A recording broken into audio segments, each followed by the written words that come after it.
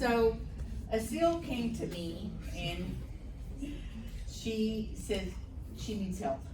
Okay, so I presume if she needs help, that you need help. Okay. The easiest way to learn this, and remember that ovarian chart that we turned in? That's a growing document. Okay? So just add to your document. Start you another one for the uterus. Start you another one for the fallopian tubes. Start you another one for the adnexa.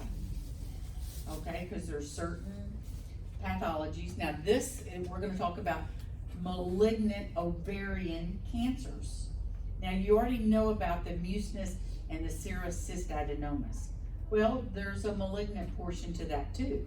Okay, they're going to look exactly the same. The only thing is that we're going to have color on them now. Okay, so start your chart and grow from there. Add to that chart, and it's going to be a lot easier for you. Okay? So we're going to go ahead and we're going to talk about the signs and symptoms and the laboratory test for ovarian cancer. What is the lab test already that you know for fallopian cancer? CA-125. Same thing for the ovarian cancer, the CA-125, okay? They call ovarian cancer the silent killer because by the time you have symptoms, it's already a stage 4, okay? It's already at a stage 4. Okay, risk. The median age is 52, okay? And you think life is going to get better, your periods are kind of getting sporadic, and then all of a sudden you start either bleeding profusely and you can't stop it, your stomach starts hurting, you have bloating, the pain can get very, very serious because they can turn on their pedicle and lose their blood supply because of the swollen adenomous ovary. Okay? Yeah, but they try, if you have if your CA-125 comes up, you already have ovarian cancer, okay? Family history of ovarian cancer, like I went to the doctor and I said I wanted a BACRA 2 done because there's a lot of breast cancer in my family. She goes, does anybody in your family have ovarian cancer? And I said, no. She goes, no, then we're not gonna do one on you. That's going, what, that doesn't make any sense. If I have breast cancer on my paternal and my maternal side, why can't I have a BACRA done? And she said, no, I'm not gonna order it. I said, okay. So if you have a family history of ovarian cancer, you could opt to go ahead and just have it done like you do the breast, but it's hard to find a doctor that will do that. Because they want you to keep your ovaries, because your ovaries is what gives you your hormones that keeps you nice.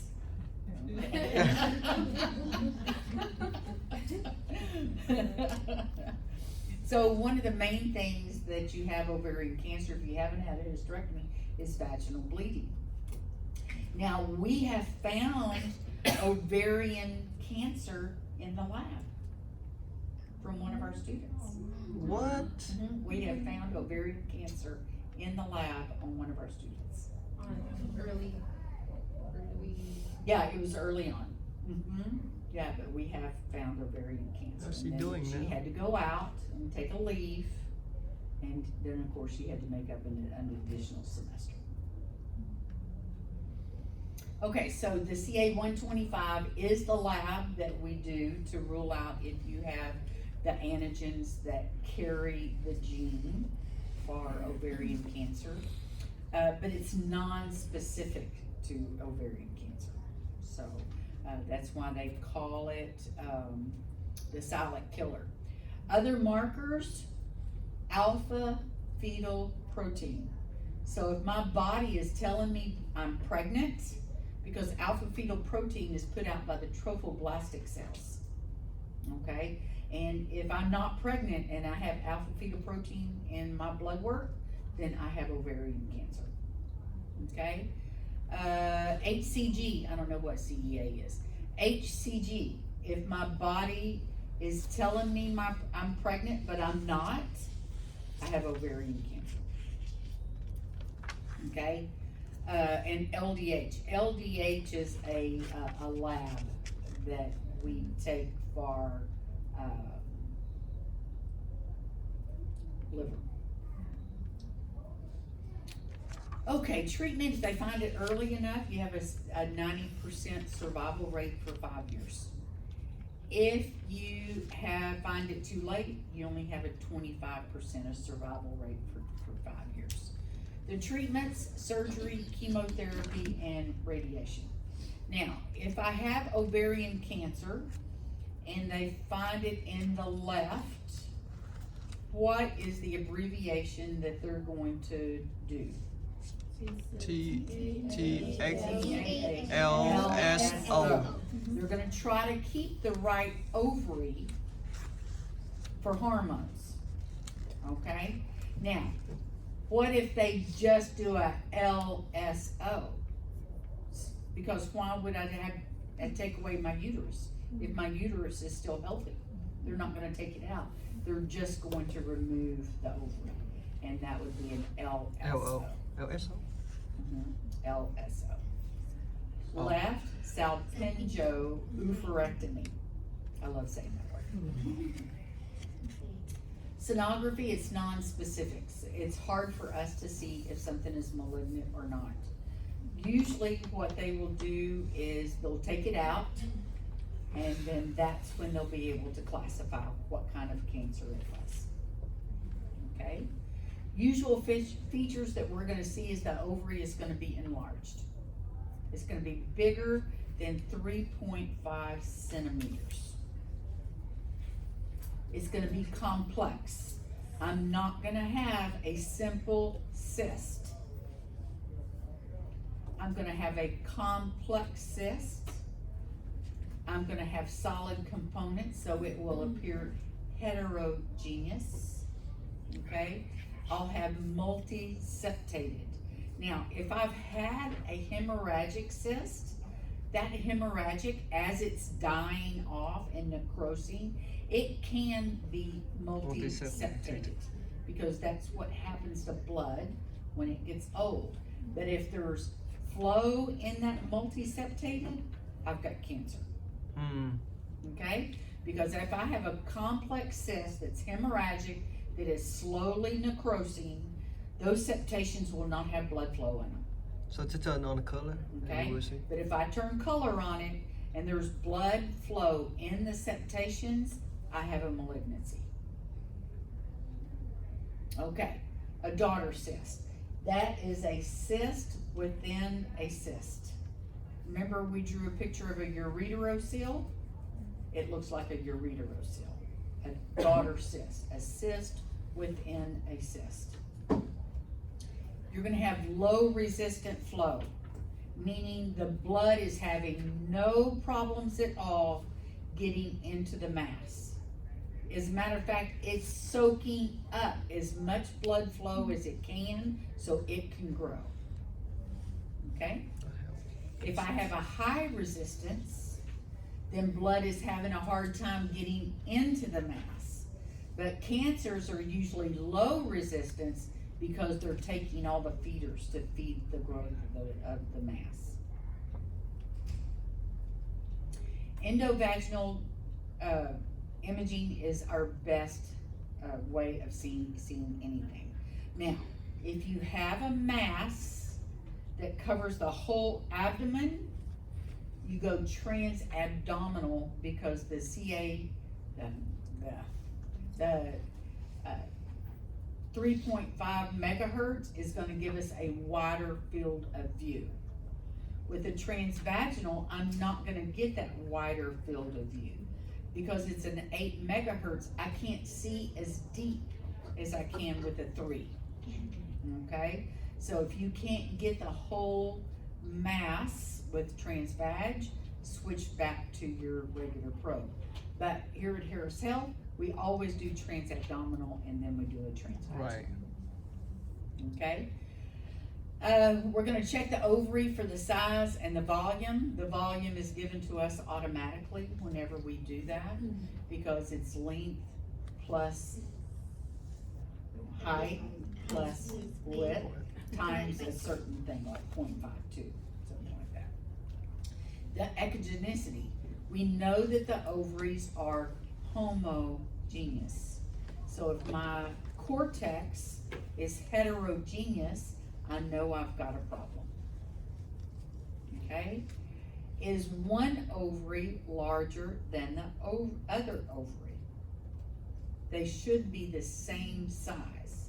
So if I have a very large ovary on one side and I have a normal size ovary on the other side, it's the large ovary that's sick, not the small ovary. An ovary should not measure over 3.5 centimeters in its longest dimension. Yeah. I don't think I have a I used to have it's gone, a ruler, Ruler? but I don't have it. 5 centimeters. Yeah, show them 3.5 centimeters. Like this. So it's just right there. So it's small. They should be almond shaped. They should never be round. If I have a round 4 centimeter ovary, what do I have? PCOS. Is that non-malignant or malignant?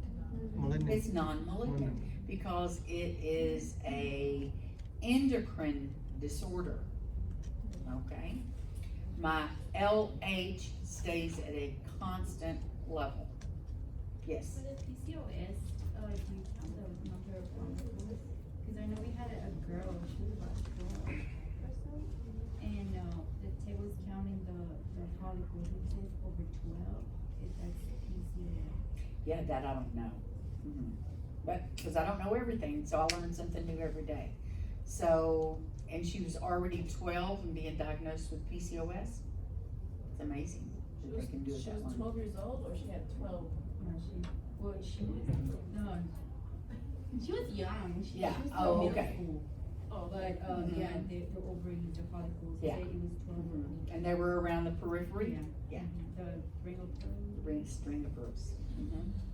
Mr. Pardo, what about the ovaries, volume, at post-menopause?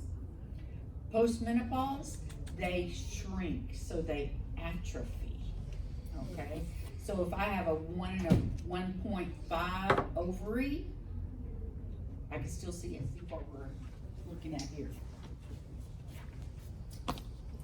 Okay, it says an imaging of a large, in this case 30 by 13 centimeter complex mass extending out of the pelvis, probably an ovarian origin.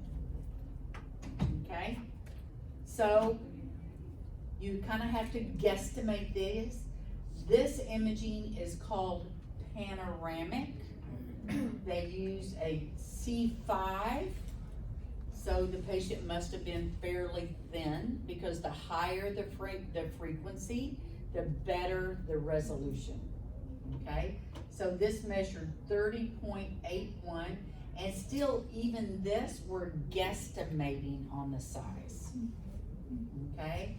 And then here's 13.51 in height.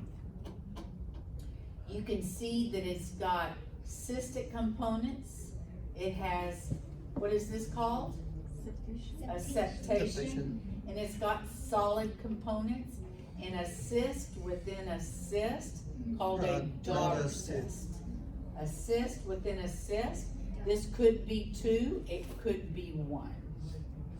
Either way, it's no good because I either have a septation with 2 cysts or I have a daughter cyst. but this is definitely a daughter cyst. Very heterogeneous. This is a 3D rendering of the projections in an ovarian mass.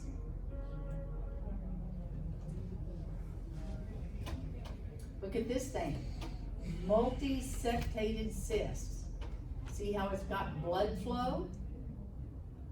It's never a good thing to have blood flow inside the septations, okay? And then this is a MRI. This is X-ray. This is CT. This is MRI. Okay. Okay. If you have metastasis to the pelvic regions, it's going to be part of the lymph nodes. It can spread to the stomach, the omentum. What's the omentum? It's like an apron of fat that's going to protect our organs. It goes to the liver, can go to the bowel. Meigs Syndrome, you have to know this for the registry. It's ascites. Ascites is too much fluid in the in the peritoneum. Okay? We make that diagnosis of ascites at Morrison's pouch. Okay? Morrison's pouch. And if I see a lot of fluid, then I'll go to the left upper quadrant. Okay? Then I'll do the right lower quadrant. Then I'll do the left lower quadrant. And I'm gonna make that diagnosis, and that's all you have to do is transverse right upper quadrant, left upper quadrant, right lower quadrant, just like if you were doing the AFI on a baby. Okay? Pleural effusion.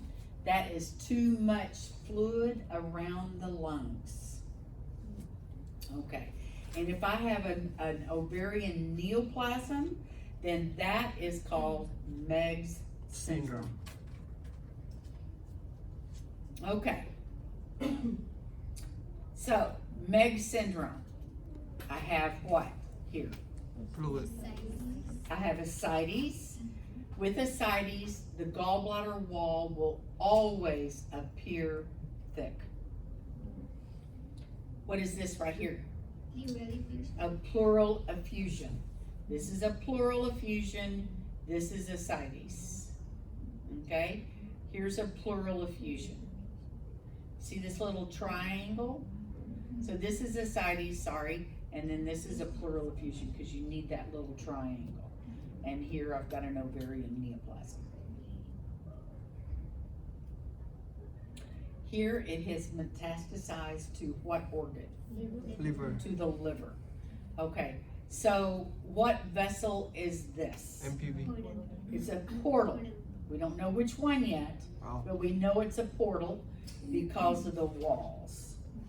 Okay, so it has metastasized to the liver, and my patient has ascites. Okay, what organ is this? Nope. Gallbladder. Gallbladder? Nope. IVC. It's the IVC.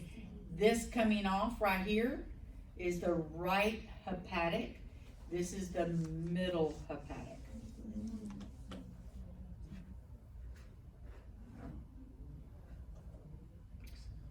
Lymphadenopathy. Here's my aorta, and I have enlarged lymph nodes around the aorta. MRI. Okay, again. Oh, that's it? That's it? Okay.